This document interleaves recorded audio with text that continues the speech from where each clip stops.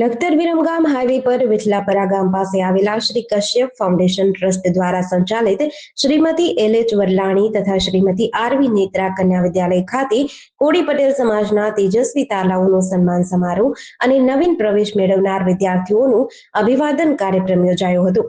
આ કાર્યક્રમમાં નાની બાળાઓ દ્વારા અતિથિઓનું કુમકુમ તિલક કરી સ્વાગત કરાયું હતું. દીપ પ્રાગટ્ય કરી કાર્યક્રમની શરૂઆત કરવામાં આવી હતી તથા વિદ્યાલયની દીકરીઓ દ્વારા સ્વાગત ગીત પણ રજૂ કરાયું હતું.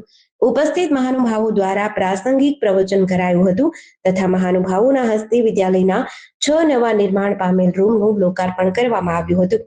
આ તકે વિદ્યાલયની તેજસ્વી વિદ્યાર્થીનીઓનું શિલ્ડ આપી સન્માન કરવામાં આવ્યું હતું તથા વિવિધ સાંસ્કૃતિક કાર્યક્રમો રજૂ કરાયા હતા. આ તકે દાતાઓનું પાઘડી પહેરાવી શાલ ઉડાડી વિશેષ સન્માન કરાયું હતું.